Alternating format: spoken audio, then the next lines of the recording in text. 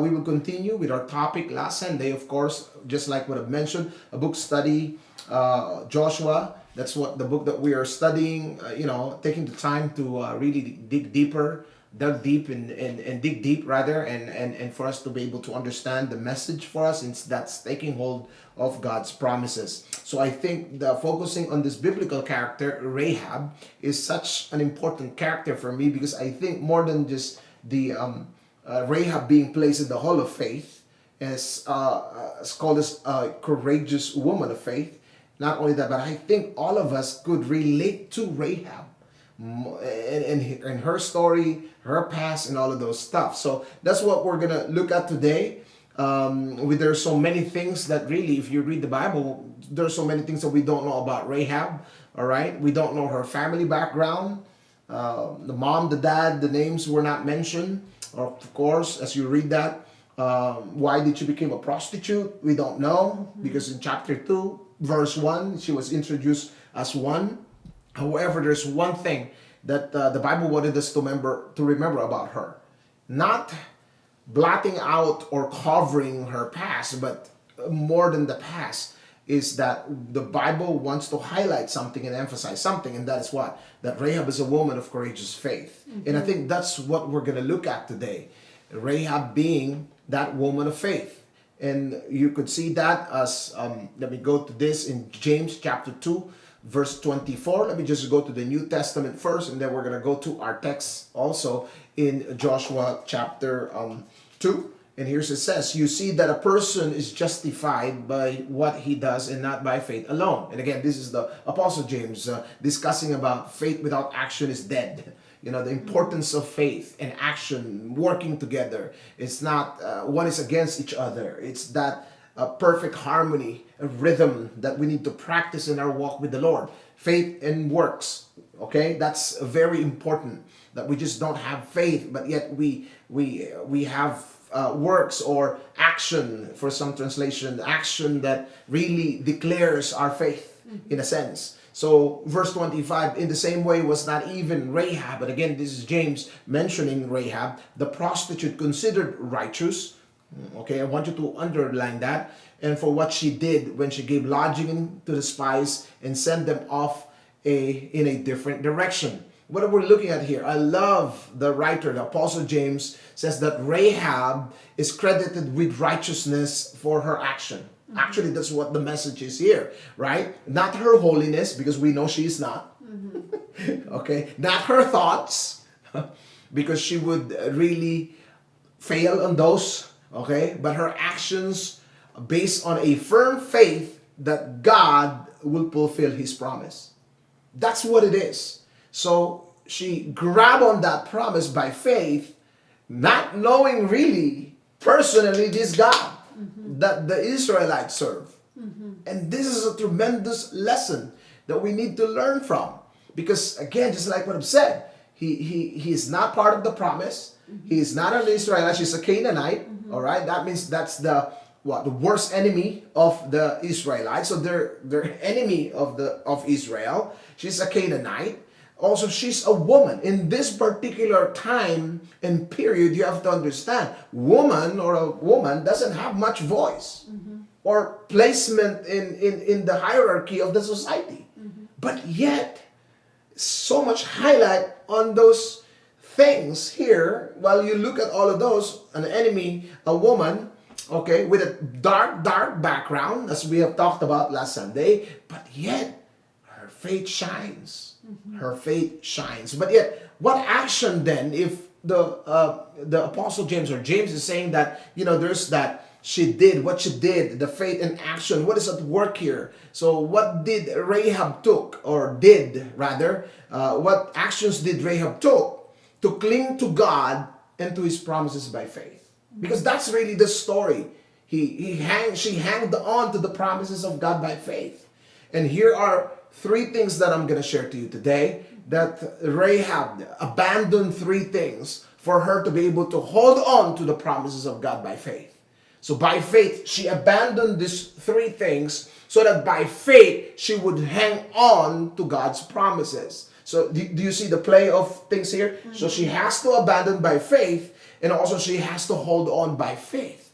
So all of these, I believe, actions are precipitated by faith, or it's coming from that faith. It's because, again, she is put in the hall of faith in Hebrews chapter 11 verse 31, and also here according to James. So now, that being said, discussing that in James, now we're going to look at what she did in Joshua chapter 2, and the three things that she had abandoned by faith so that she could hold on to the promises of God by faith. And here's the first one.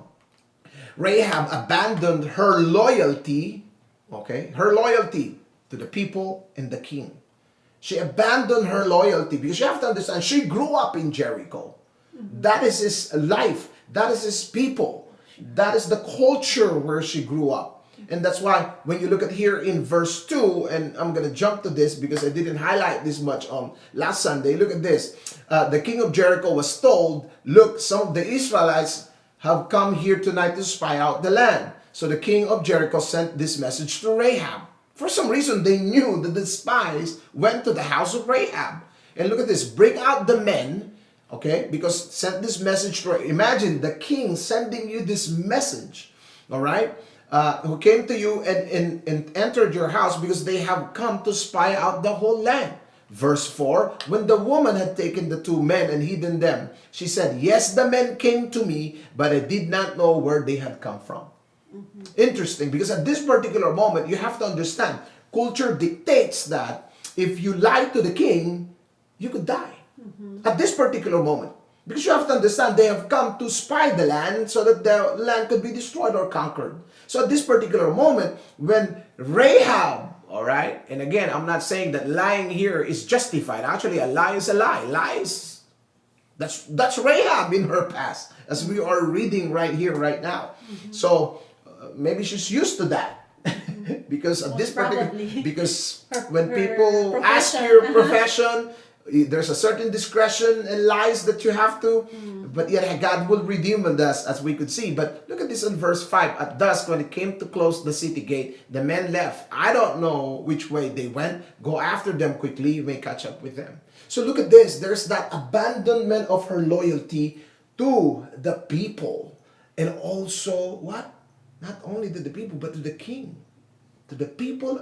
God, Rahab has to abandon us by faith, because that is risky. That's very risky, because again, you have to understand, she is going to leave her people. She is going to leave the culture and to hold on to a promise that she doesn't know if it is going to come to pass. Jen, this is the whole thing. But by faith, she took that. She abandoned that rather, and hold on to this promise by giving what? A lodging to the spies, by hiding them. So this is like abandoning my people, abandoning my culture, changing my loyalty from my king to whoever the leader of the Israelites. And that really takes faith, because you don't know what's going to happen to you. Yeah. In fact, when she said this, isn't it that she hasn't really made a pact with the spies yet? Not yet. There wasn't no any covenant, no nothing at this very beginning. So this is why you have to understand, she was willing to abandon and leave all of those behind in order to cling on to God. So no covenant yet, no promise from the spies. So this is a step of faith that has been brewing in the life of Rahab. Yeah. She's been waiting for this particular moment. Because most probably at this time, she already believed that God is, She had heard, but at this point, I think she had given an opportunity. Because now we're going to move to the next part of this, when you see her testimony, because she has heard the signs and wonders, what God did, the mighty works of God. And imagine as you hear that, and this is Rahab thinking about her life, her past, and all of those things, a hopeless situation. Maybe she's thinking, will I be able to get out of this mess that I am in? At that particular moment, Jen, she took a step of faith, abandoning the people, the culture, and changing her loyalty from the people to the king to God. Yeah. Very important. And I think when I think about this, Jen, in our application now in our lives, And I think when God calls us, and I was reading this beautiful book, The Call by O.S. Guinness, they call this, he called this the radical separation. And I think in the call, in each and everyone's call, there's what you call a radical separation that needs to happen. And it has to start by faith. Because you look at different people like Abraham, leave your country, your people, and go to the land that I would show you. A radical separation that needs to happen. Come, follow me, and I will make you fishers of men. Radical separation. You know, if you wanted to come follow me, you must take up your cross daily. Deny yourself, take up your cross daily, and follow me. Radical separation. When God calls us, it starts with a radical separation. Wow. And it takes faith for you to move from this point to the next point. You're not going to be able to make that by faith. So if you're watching here today, if you have not made that radical separation, you will continue to what? To live. You might be out of Jericho, but Jericho will still be in you. That's the problem. Because for so many Christians, they have not made that leap of faith, or stepping out of faith, or abandoning the culture, abandoning the people. When I say people, not abandoning, once abandoning the lifestyle, the culture. Because I want to talk about people. And if not, here's what's going to happen. You're going to be a Christian here, but not here. Because Jericho, in the case of Rahab, will always be in you. And that's why you're not going to be able to take hold of God's promises, because that's always going to be a door, a hindrance, a barrier that's going to keep you from what? Fulfilling God's promise or taking hold of God's promise in your life. So that's why, haven't you noticed, Jen, when in the Christian walk, God is always about telling us to abandon, to leave, to surrender. Right. Because that's what it is. Because when God calls us that, it's a question of loyalty. Like picking a side. It's always. Which side are you on? It's always. You cannot walk in darkness and in the light. You cannot. There's no such thing. Yeah. So for Rahab, this is a step of faith, because there is no covenant yet. They have not promised anything to her. I'm Interesting. just thinking, taking a step of faith actually is very risky. It is. Yeah. Very risky. Moving here in the U.S. is very risky. That's a step of faith. Yeah. That's why it's huge, because Yes. that means, you really believe in God, when you take that step, because you're really not holding on to anything except Him. That's It's why very interesting. let's think about our journey and our relationship with God, specifically our salvation. Let me ask you this: did you accept the Lord because you're just afraid to go to hell, or you really accepted the Lord is because you have made a decision to follow Him? That's two different things. Yeah. The other one is out of fear, is because you don't want the punishment. The other one is because you have made that step of faith. It's because you have changed your loyalty, Your allegiance. your allegiance, no more to the king of Jericho or the Yeah. king of the prince of this world is Satan, but you're saying yes to the King of Kings. That's that's one of the application that we could look here. And here's the next one. So, step of faith, right? The faith of Rahab being highlighted here. Not only that, but also Rahab abandoned her idols or gods. Actually, that's a small g, supposed to be gods or idols. So that's why I put there G, small g, gods. Okay, Oh, it's all caps. Anyways, yeah. So, because I don't want this to be a contest between Right. the God of this world and the real God. Because when I write that, I just wanted to make sure that the big G goes to our God and to no one else. Yeah, So, okay, that's preference, of course. So, you have to understand. So, she grew up in Jericho. And let's read this in Joshua chapter 2, starting on verse 10. And I have read this last Sunday, but I want to highlight something here. We have heard how the Lord dried up the waters of the Red Sea for when you came out of Egypt, and what you did to Sihon and Og, the two kings of the Amorites, east of the Jordan, whom you completely destroyed. This is again, Rahab declaring, some theologian would say, her declaration of faith. And look at verse 11. When we heard of it, our hearts melted. Keyword, when we, that means the whole city, the whole nation, okay, heard of that.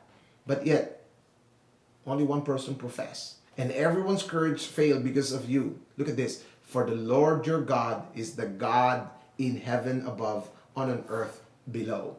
That is the word God. There is the word Yahweh. She used the word Yahweh. What she was saying here is that my gods, the small g, are not real gods. Your God, the big G, Yahweh, is the real God. That's actually what she was saying here. You have to understand this. Canaan, where Jericho is situated, Jen, is a what they call a polytheistic land or nation or city. That means they worship many gods. Okay, there's God of fertility, there's God for business, there's God for the farm, there's God for praying for rain, and different gods like Baal, Chemos, and they have different names. But yet for her to declare there's only one God above all of those gods, that means she was willing to abandon those gods and cling on to the one true God. Why is that significant? And that takes what? A step of faith. You have to understand, she just heard about this. She has not experienced anything. She just heard and she believed. And she is willing to let go of the gods, that's the small g, or idols in her life, so that she could cling on and hold on to the real God. It's just so interesting, isn't it? Because again, when you look at this in the perspective of where we are right now, and in the premise of God's grace being extended to us, you have to understand all the things that we have here. We have so many gods. Money could be one of the gods that you serve or worshipped.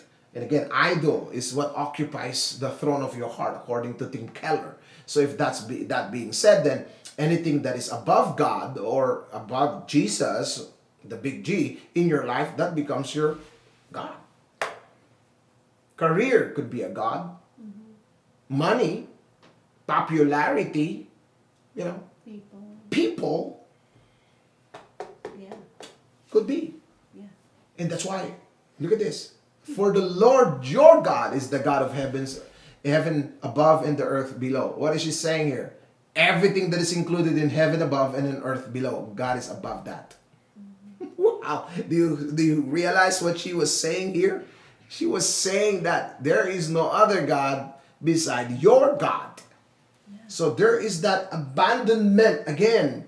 I'm leaving this by faith and I'm holding on to this. Haven't you realized, Jen, that's exactly what happened to us as well? So we abandoned and left the gods that we think is going to satisfy us, like money or sex or drugs or whatever, all of those things combined. Pleasure, so according to Genesis, lust of the flesh, lust of the eyes, and pride of life. All of those could be gods. Name that, fill in the blanks, whatever that would be for you. But Rahab said, I'm leaving that. You have to understand, she's leaving all of those and she is gonna go follow this God, which has a different requirement from people.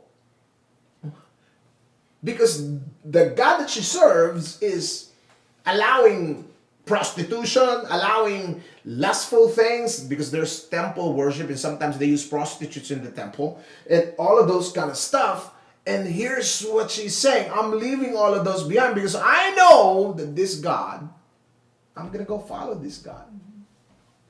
It's the God in heaven and on earth below. Haven't you realized that? So if you're watching here today, it takes faith and courage and faith to make a decision to choose God before any gods, small g, in your life. What is that one small g God that's trying to take place? Or it's already there actually in your heart. What would that be? Will you willing to abandon those? Yeah. For you to be able to cling on and hold on to God. I want you to look up here. You can't have both. Right. You can't. You could only choose. And Rahab didn't say, hey, by the way, I'm going to serve my God and also your God. No, it's not. It's very clear. Yeah. She's only choosing one. There's no two.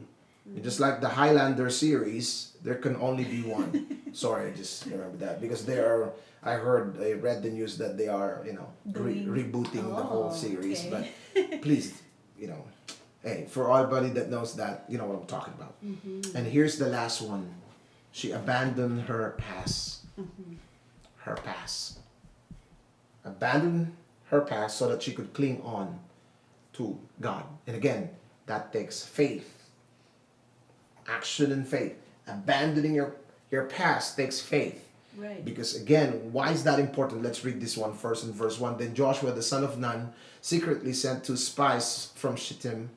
Go look over the land, he said, specifically Jericho. So they went and entered the house of a prostitute named Rahab. We know, very colorful past. Colorful, to say the least, Jen. Mm-hmm. And you have to understand also that she's an innkeeper. She has a business. Mm-hmm. Oh, and the innkeeper, that means her business is not a good business. She is, and she is one too. And you could just fill in the blank. So she has customers and people and all of those, but yet, here's what it is. It takes faith to abandon your past. Why is that? She's willing to leave all of those behind in order to cling to the Lord. This is very important, Jen, because I believe this is something that I wanted to share to you today, and I believe that God put this in my heart. Mm-hmm. God is not limited by your past. God is not. God actually used Rahab mightily despite her past. Mm-hmm.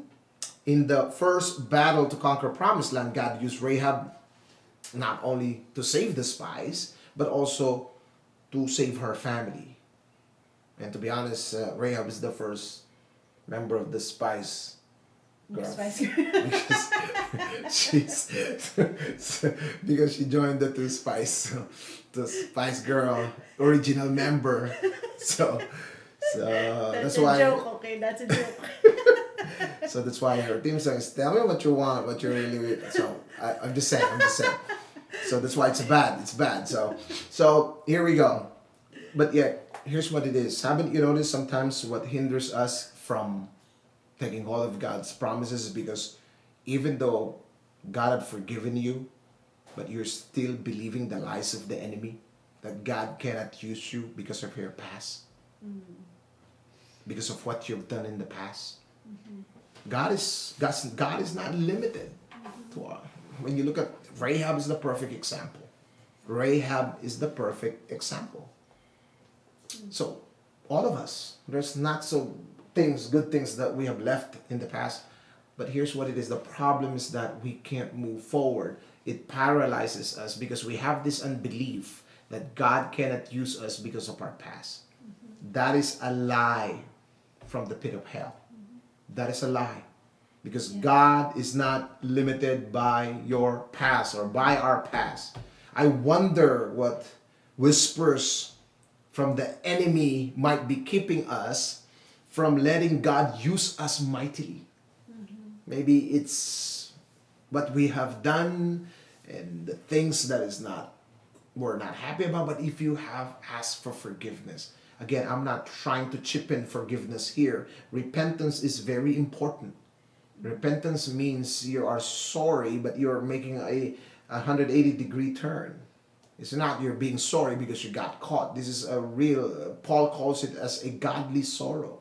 Very important. So if we're going to keep on hearing the whisper of the enemy, then we're not going to be able to abandon our past. Mm-hmm. And it's going to cripple us. Yeah. And if you're going to limit on what God. So what is the enemy bringing up from years ago or even last week that taunt you or make you think that you are disqualified? Mm-hmm. I think that's very important. Mm-hmm. And I think here what we could see is that we are not going to let the enemy do that. Mm-hmm. Yeah? Yeah. Well, a lot to process. I think it takes faith to trust God that He is the only one who can wash away the shame and the guilt that comes with our past. Yeah. Again, that's faith. Mm-hmm. Because you have to believe like Rahab did that what she heard, and I think for us we have more than what Rahab has or had at that time. We have more when we read the Bible to confirm, but yet with the few that she heard. Mm-hmm. She hang on to that. Yeah. In fact, she actually believed immediately that the Israelites are gonna conquer the land.